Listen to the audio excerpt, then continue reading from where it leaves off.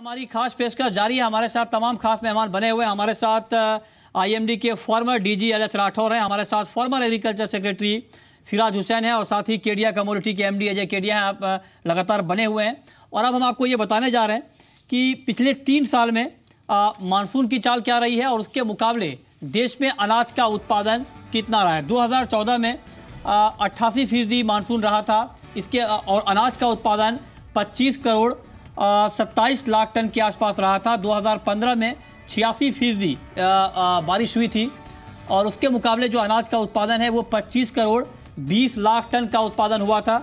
इसके अलावा 2016 में चूंकि सामान्य के मुकाबले ज़्यादा बारिश हुई थी, मानसून अच्छा रहा था, 97% बारिश हुई थी और अनाज का उत्पादन रिकॉर्ड 27 करोड़ 20 लाख टन का हुआ था। तो आप अंदाज़ा लगाइए कि मानसून के आंकड़े जिस तरह से यहाँ पर ऊपर नीचे होते हैं, अनाज का उत्पादन भी उसी तरह से यहाँ पर बदलता है।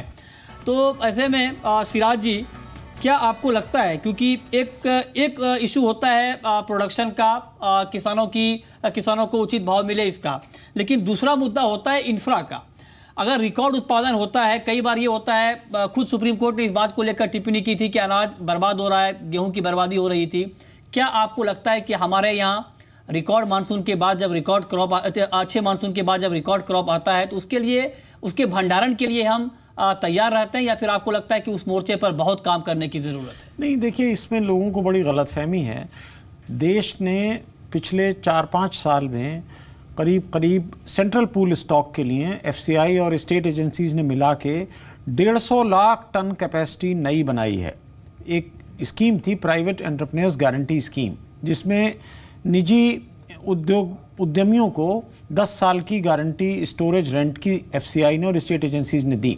तो देश के ज़्यादातर ज़िलों में अब स्टोरेज की कोई समस्या नहीं है, लेकिन बिहार, झारखंड, वेस्ट बंगाल के कुछ ज़िलों में समस्या है और कुछ ज़िलों में हमें और स्टोरेज कैपेसिटी बनाने की ज़रूरत है, लेकिन ये मेजर समस्या नहीं है। देखिए, जो बारिश अगर नॉर्मल होती है, राठौर साहब को तो बहुत तजर्बा है इसका, तो भी राज्य सरकारों की बहुत बड़ी जिम्मेदारी है कि आप जो बारिश होती है उसको कंजर्व करें, जिससे कि अगर जैसा कि कहा गया अगस्त सितंबर में हो सकता है कम हो जाए, किसी इलाके में कम हो सकती है, तो आप उस पानी को जो जून और जुलाई में बारिश होती है उसको अच्छी तरह से बचा के रखें।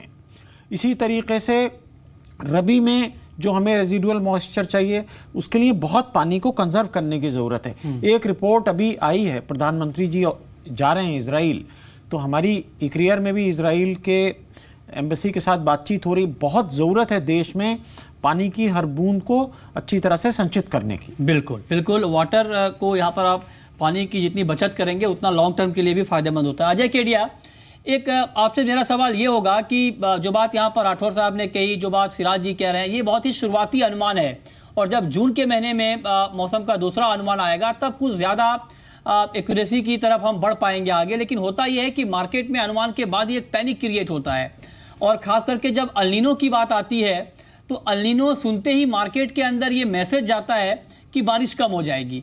तो क्या कुछ पैनिक रिएक्शन आप एक्सपेक्ट कर रहे हैं मार्केट में कल परसों? देखिए, ऑलरेडी हमने इसका एक ट्रेलर हमने मार्च महीने में देखा था। जैसे ऑस्ट्रेलियन बोर्ड का अपडेट आया था उसके बाद तुरंत ही हमने देखा था एग्री के प्राइजेस में स्पाइक अप हुआ था। डेफिनेटली एल नीनो एक साउंड करता है कि बारिश कम रहेगी, बट जिस दिन से हमने अभी आंकड़े आते हुए देखे और हो सकता है अगर चेंजेस आता है तो डेफिनेटली कुछ स्थिति डिफरेंट रहेगी। बट फ्यूचर मार्केट एक ऐसा है जो पहले ही एक प्रेडिक्ट करके चलता है। तो टाइमिंग मुझे लगता है कि जिस दिन से अभी फंडामेंटल दिखा रहे और जो एजेंसीज की अपडेट है, तो कहीं ना कहीं एक कंसर्न बना हुआ है कि सेकेंड स्पेल में थोड़ा कंसर्निंग रह सकता है, but no doubt market already उस चीज को डिस्काउंट करके चल रहा है एज ऑफ नाउ।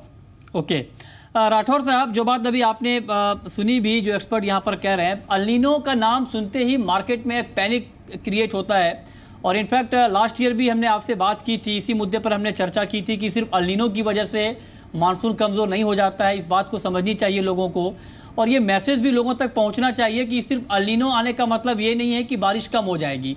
इसमें अगर आप हमारे दर्शकों को कुछ बता पाएँ कि अल नीनो का नाम सुनते ही घबराएं नहीं, बल्कि उनकी बारीकियों को समझें। मैं बिल्कुल आपसे सहमत हूं और मैं उदाहरण देना चाहूंगा 1997 का, जबकि एल नीनो 3.5 और उससे भी थोड़ा अधिक रहा और ये आशंका जताई जा रही थी कि इस बार ये शताब्दी का भीषणतम एल नीनो है और मानसून खराब होगा, लेकिन उस वर्ष भी जो इंडियन ओशन डाइपोल था वो पॉजिटिव था और उसके चलते मानसून बिल्कुल सामान्य रहा और भरपूर फसल हुई थी। और ऐसे कई उदाहरण है कई वर्षों के। ये बात निश्चित है कि हाँ, जो पूर्वी पश्चिमी सर्कुलेशन है वो थोड़ा गड़बड़ होता है, लेकिन मात्र प्रशांत महासागर के तापमान एक कारक नहीं है जो मानसून के स्वास्थ्य को निर्धारित करे, इसलिए इसे बहुत ज्यादा गंभीरता से लेने की आवश्यकता नहीं है। हाँ ठीक है, ये काफ़ी विस्तार से आपने समझाया। सिराज जी, मानसून का जो सीज़न होता है वो 4 महीने का होता है। जून से शुरू होकर सितंबर का आखिरी महीना होता है मानसून का, और जुलाई का महीना सबसे अहम माना जाता है क्योंकि खरीफ की बुआई काफ़ी बड़े पैमाने पर जुलाई के महीने में होती है। आपके हिसाब से अगर 96% बारिश यहाँ पर होती है तो क्या ये माना जाए अगर शुरुआत के 1-2 महीने में, चूँकि इस अनुमान में ये कहा गया है कि दूसरे हिस्से में यानी अगस्त के बाद थोड़ी बहुत एल नीनो की आशंका है, क्या उसका कुछ बड़ा इम्पैक्ट क्रॉप की बुआई पर पड़ेगा, या फिर आपको लगता है कि शुरुआत में जून जुलाई में जब अच्छी बुआई हो जाएगी उसके बाद अगर मानसून थोड़ा सा कमज़ोर भी रहता है तो कोई बड़ा इम्पैक्ट नहीं पड़ने वाला? देखिए, इसमें ये होता है 2015 में हमने देखा था कि ये प्रेडिक्शन थी कि मानसून में शॉर्टफॉल होगा, लेकिन उसके बावजूद किसान अपनी बुआई करते हैं और वो बेचारे इतने गरीब होते हैं उनमें से ज़्यादातर किसान कि वो किसी तरह बीज का इंतज़ाम करके और अपनी बुआई करते ज़रूर हैं इस उम्मीद में कि शायद बारिश हो जाए अच्छी। अब ये राज्य सरकारों की जिम्मेदारी है और कृषि मंत्रालय इसको कोऑर्डिनेट करता है कि वो एरिया के हिसाब से स्पेसिफिक इंफॉर्मेशन किसानों तक पहुंचाएं फोरकास्ट को ध्यान में रखते हुए, और जो ऑल्टरनेट फसलें हैं जैसे दलहन की फसलें हैं या तिलहन की फसलें हैं या चारा है उसके बीज वगैरह का इंतज़ाम करके रखें। ख़ास तौर से ये उन इलाकों पे बात सादिर होती है, सही साबित होती है, ज़रूरत है इसकी, जो रेन शेडो एरिया में आते हैं, जब महाराष्ट्र के कुछ एरिया हैं, कर्नाटका हैं, वहाँ बहुत ज़रूरी है कि ऑल्टरनेट इंतज़ाम पहले से करके रखे जाएं।